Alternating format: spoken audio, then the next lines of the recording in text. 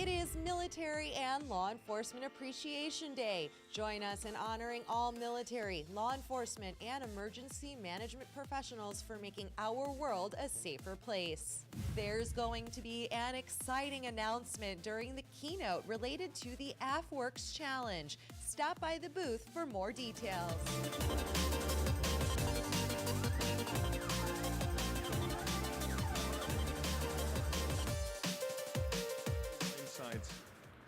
Now I'm pleased to introduce Major General Bradley D. Spacy, Commander of the Air Force Installation and Mission Support Center at Joint Base San Antonio-Lackland. In this position, he leads an intermediate-level headquarters responsible for providing installation and mission support to 77 Air Force installations, 9 major commands, and 2 direct reporting units with an annual budget of approximately $10 billion. No stranger to the global security stage, General Spacy served as the Director of Force Protection for U.S. Central Forward Command Center during Operation Enduring Freedom. He created, planned and participated in Operation Desert Safe Site, Task Force 1041, an offensive ground combat operation to kill or capture insurgent forces in Iraq. Today, General Spacy will share the Air Force perspective on the changing security landscape, both in the US and around the world. In addition, he will be joined on stage by Major General Peter Gersten, Commander of the United States Air Force Warfare Center here at Nellis Air Force Base. The Warfare Center's mission is to develop innovative leaders and full-spectrum capabilities through responsive, realistic, and relevant Air Force and joint testing, tactics development, and advanced training across all levels of war. The center ensures deployed forces are well-trained and well-equipped to conduct integrated combat operations. General Gersten will discuss how the Air Force fosters a culture of continual innovation through AFWorks. It's technology and innovation hub that brings industry, academia, and non-traditional contributors together to create transformative solutions to security challenges. Welcome, General Spacy.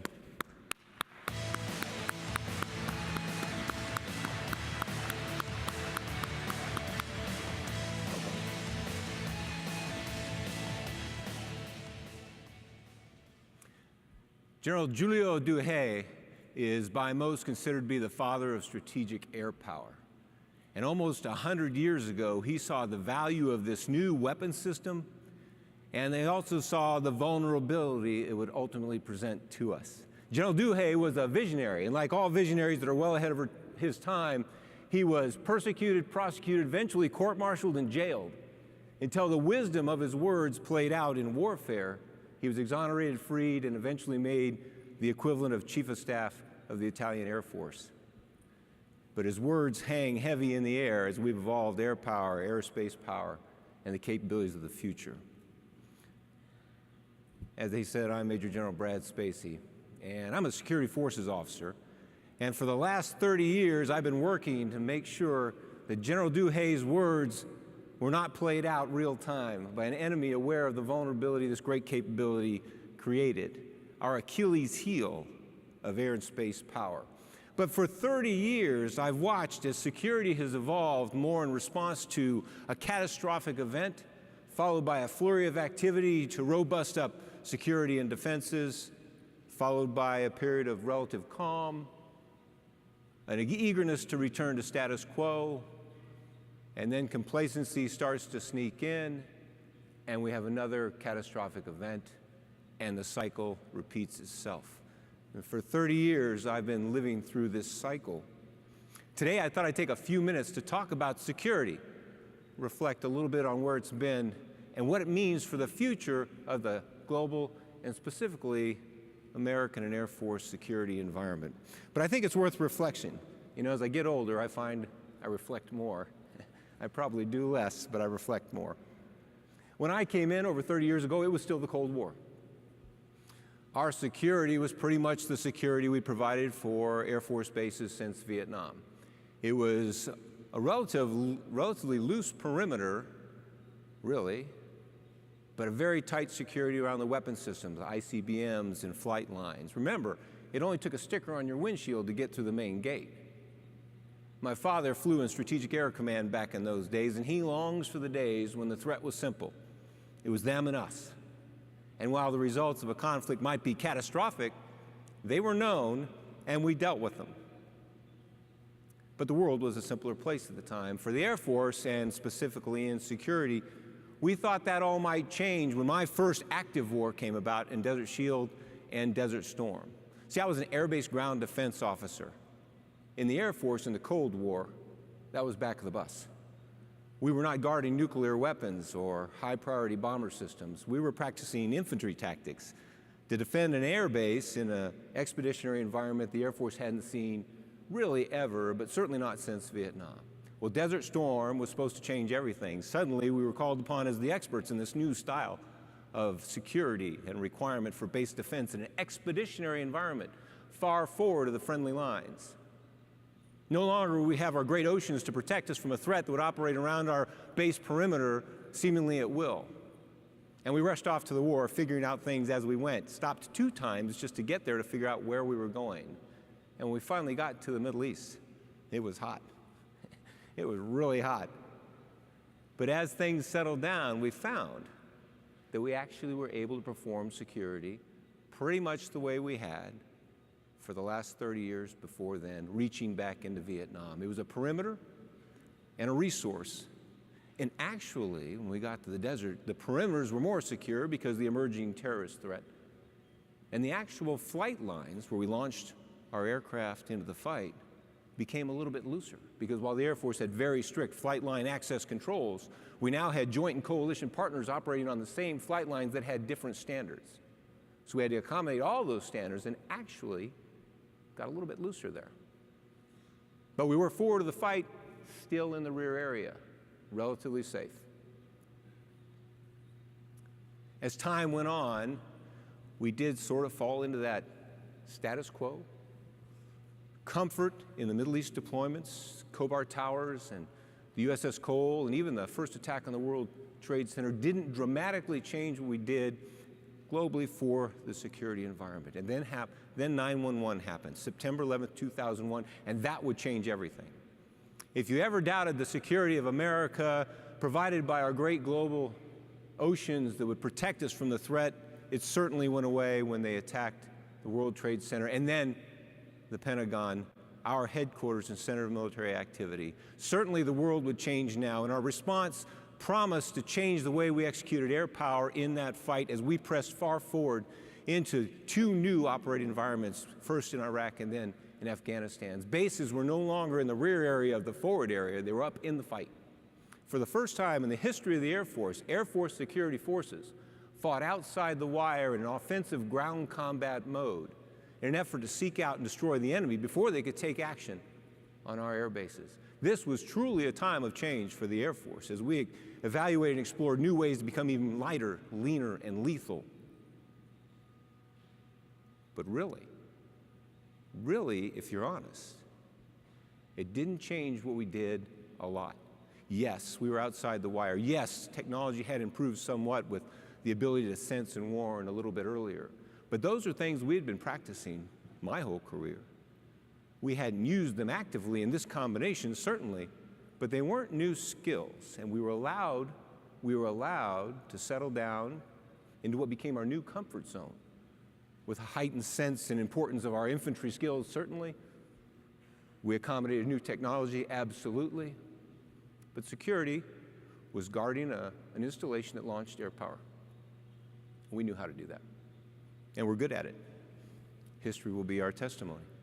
The enemy was unable to strategically disrupt our ability to use our air and space power to prosecute our wars. They had tactical success here and there, and that was tragic. But globally, strategically, they were unable to affect our ability to use our air power as a significant weapons system capability. Now we got to look at the future. We're left in that relative period of calm after 20 years of warfare. Sitting back where I sat as a lieutenant, trying to predict what that next war would look like. Will it be just a recombination of our same skills in the same combination that we're so successful over the history of the Air Force? Will we be able to just fight the way we fought with new weapon systems and new capabilities and new sensor systems? I mean, certainly we'll still use the conventional weapons we've used in the past that have proved so successful. After all, the Air Force is famous for putting bombs on target. And that's what our airplanes do so effectively, and we have the best ones coming off the line every single day, and the ability to project them globally. We'll maximize the use of capabilities we've developed just in the last few years that take the pilot out of the mix in some cases and increase our ability to see and act around the world. Absolutely, that'll be a part of the future flight. We'll explore new domains, and the fight may actually proceed into those domains where we're not just using those domains to sense and warn and communicate. They become an active fight, a combat zone that's likely to be a part of the future fight. And some of the weapons in this new fight will be delivered globally, seemingly instantly. What used to take dozens of minutes or even hours will be minutes and seconds. The closest thing to science fiction movies where they come out of hyperspace and weapons appear, that might be a part of the future flight. And part of this future fight could be going on right now. It's the fight we're not aware of that's going to take place between the ones and zeros and bring out new vulnerabilities and new attack strategies globally, simultaneously. In this fight, decision space is shrunk from hours, days, weeks of planning to minutes and seconds, maybe nanoseconds. This is a new fight. But in this fight, all these new weapon systems have one thing in common. They're all going to be launched and prosecuted from a base of some kind, somewhere. When you predict this fight and try to imagine what it looks like, it kind of paints out somewhat like a science fiction movie where punch and counterpunch are happening almost simultaneously, where the decisions are so small and the time-space between actions so critical that humans can't even keep up potentially with the action required. This can be overwhelming. And when you're trying to think that, well, maybe I'll intercept those attacks in progress because we're so good at security and defense that we can grab them en route and counterpunch before they can punch, that might be a little bit of fantasy. In this environment, where the base is still the base, General Doohay's comments are perhaps more relevant than they've ever been before. As you relook at security now, it will require us to think differently. The Vietnam weapon systems and tactics modified over time won't likely work. And that's hard to admit. I've been doing security for over 30 years. That's hard for me to admit, even to myself in the room alone, where I only share my deepest thoughts. No, we have to look at the base differently. That platform of operations has to be more than a combination of buildings and roads that connect airmen together and provide our functional capability in stovepipes to somehow equal combat power as it leaves the base. We have to step back and see that base differently, not as a platform, but as an integrated weapons system. And we have to learn how to wield that weapons system in its totality, take into account its vulnerabilities, building on its strength and creating a capability, not just a platform. Now, that's hard to do. It's hard to admit to yourself that you don't have all the answers and that you really have to think of everything different. So we're thinking of things differently. We're making our bases smarter.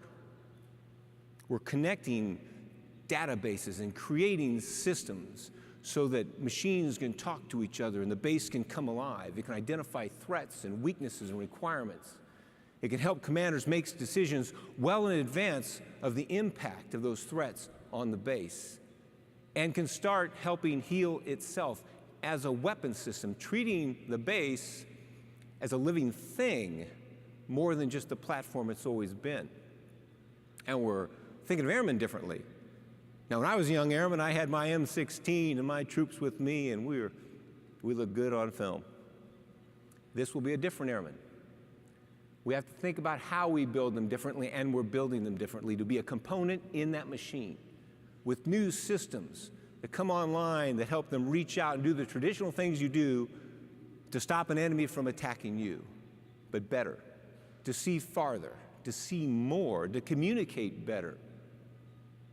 And then we have to integrate those systems so they talk to each other and they talk to the airmen. And we understand that in this environment, that's a lot for anybody to think of. Remember, the attacks are happening in seconds and nanoseconds. It's difficult for an airman to keep up with that level of performance. Even the airmen we're bringing in the active duty Air Force today, which are smarter than they've ever been, they're going to need help. So we're working on an artificial intelligence to help connect those machines together and think through problems more than just mining data for reference. This is the next level of thinking to help tee up those decisions and make them easier, make them further in advance. So we're no longer reacting. It's not descriptive analysis of data. It's not even predictive analysis of data. It's prescriptive analysis of data that will shape the battlefield in advance of the battle. And we're connecting those airmen so the machine's going to act semi-autonomously, or maybe someday autonomously. Although there's a warning there, I think, somewhere. And then we take those airmen and we put them on an installation and we connect them to the installation so they become part of that weapon system, so they can communicate seamlessly, so they act in unison and talk to each other. This is new. This is where security is going. This is where we have to go. Whether driven by outside events or not, this is where we should go. The future warfight, we won't have the luxury of sitting back and trading punches. We'll have to be far in front of that fight, anticipating, taking action, finding gaps and vulnerabilities, and healing them before there are ever gaps and vulnerabilities. The future war won't be the war we've known in the past.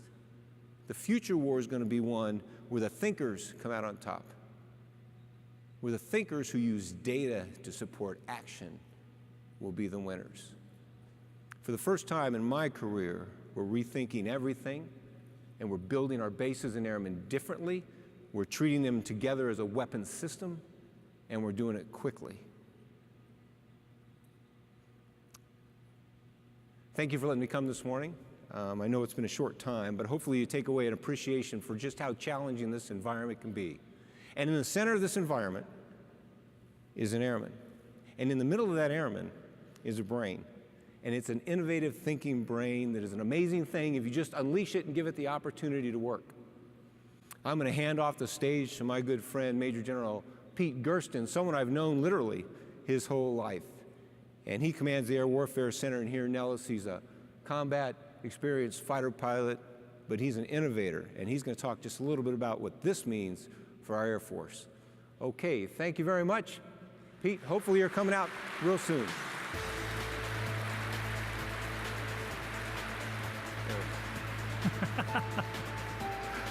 Over to you. Dude, that was awesome.